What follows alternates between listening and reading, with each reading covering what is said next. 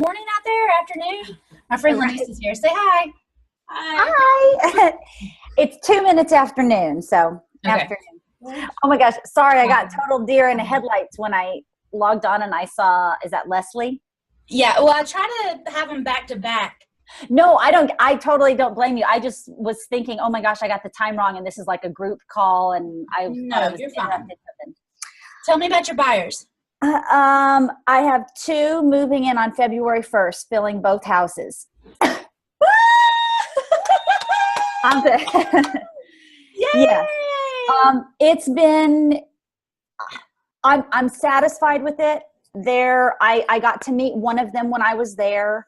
Um, they're not home runs in terms of having, both of them are having to give me 5,000 over 2 months, but they have done everything right, Whitney. They have been so responsible. They've gotten the utilities changed over. They've gotten, they did all the application, all the stubs, everything. And so I feel like I'm fine with it. And yes, it's great. So I did, so when I went out there, it just so happened that I got to meet one of these women on one of these days. I put up the signs. I started getting flooded with calls. I've still, yes, it's good. And like, I think for me, I'm totally happy and confident with these women right now. If I wanted to be super aggressive and go try to find like better people, I maybe could, but like they're so committed to it. We're only a week away. I would rather just Rock and roll, clear your plate. Let's do something else. Exactly. Because this was really exhausting for me and overwhelming. And now that they're filled, I'm like, yay, hallelujah. Yay! So I feel very happy. Very happy. Yes.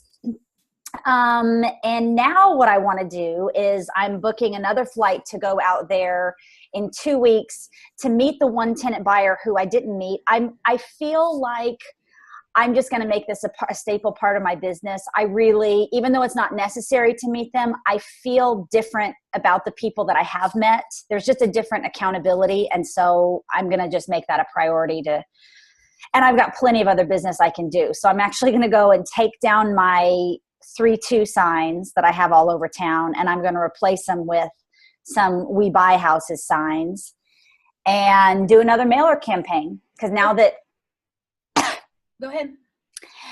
It's so funny, as overwhelmed and stressed and miserable as I was a few weeks ago, now that they're filled, now I'm like, what next? So I really want to start, knowing that it takes, I'm not going to get a house just overnight, and that legwork takes several weeks and months. I want to like start right away, because now that I'm getting all of these calls, it's so exciting to talk to people. And of course I tell them like, well, oh yeah, I get houses all the time. But like in the back of my mind, I'm like, I really need to, I don't have another house yet, but only because you stopped. You could have them all the time. Yes. And I will tell you, I spent a good deal of time yesterday going through, I know I'm different than some of your students, because I know I do like, I spend on mailers with lists and larger numbers, but I will say I went through the 4 mailers that I did last year, and I was able to track 4 property. I mean, I was able to generate one property per mailing. So I'm going to. Then they pay. They do. And they, 2 of them, one of them was a loss. One of them I gave away to that dude. One of them wasn't like a huge profit, but like the one that I got totally following the Whitney method will bring in 40,000 when it closes out.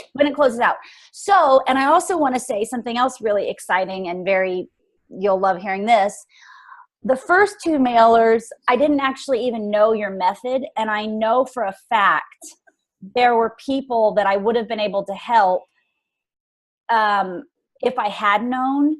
So I feel really encouraged, but I'm just trying to, like my question in the forum the other day, like I realized my criteria is a little bit different than when I was doing the mailers originally, just from a flip perspective. And so I really would like to hone in, like, if I'm going to, because for me and what I want to do, I want to spend money on a list because I'm not there to drive for dollars. I don't mind paying for the list since I know, and paying for the mailer since I know they're going to bring me money. But I want to, together with you, come up with what my criteria should be as for any tricks on, you know, so that I'm mailing them to the right people. Because the first batch of mailers, I wasted a bunch of money sending to people that the home value was worth more than I want to be. These houses were really nice. They're not going to work for me in that market. But I have to tell you, Whitney, it's like, it makes me, I've learned so much from you, for starters. And I've just learned how to, you know, cut the bull with these people on the phone. And this agent calls me yesterday. She texts me. Of course, she didn't reveal who she was. She goes, "Oh, I saw your place is no longer available. Did you get it under contract?" Well, as soon as she said contract, I knew she was an agent, but I just replied with a yes. And then she goes, "Congratulations!" exclamation. And then she asked me she goes, "When are you closing?" And I was like, why is this person? I don't even know. So I decided to I don't know why I wasted my time, but I was feeling feisty. I called her and I said, "Oh, hi. I didn't know if this was somebody that I was doing business with and needed to, you know, get back to you. Who's this?" And, you know, she goes, "Oh, it was an agent that had called me trying to get the listing." And she goes, "So when are you closing?" And I was like, "Hey, why is this her business?" But I said, "Oh, well, we're actually doing a lease option. So not for a little bit, but she moves in on the 1st." And the lady's like, "Oh yeah." She goes, "I've had some experiences with those, some good and some really not good at all." And I was like, "Oh," I said, "Well, if it's not good, then I can just do it again, right? And get paid again."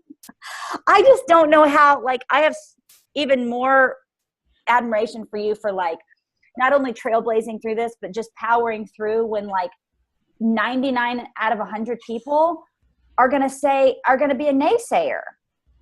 Like, nobody even wants to get, right? I mean, I hope I'm not foolish for not being, I know I'm not foolish because, I mean, it's working for you and so many of your students, but, like, it just irks me so much when people just want to be negative. Well, you know, you could have kind of broed up with her and been like, "Yeah, I've been through some good ones and some bad ones myself, but a lot more good than the bad. Mm-hmm. You know, if you have any listings that don't sell, I could probably help you."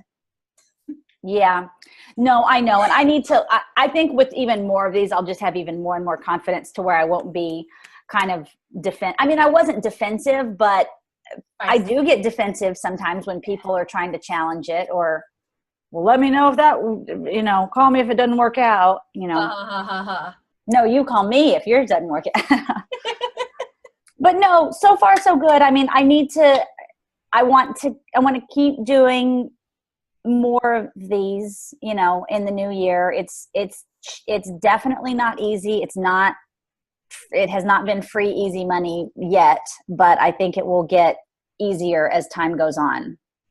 I think you've learned a lot. I'm really, really proud of you. Oh, I'm so proud of you. Thank you. You never gave up. We've had some tough calls, but you've learned some amazing lessons. And I think we're on, I won't say the downhill, but on the right side of the uphill.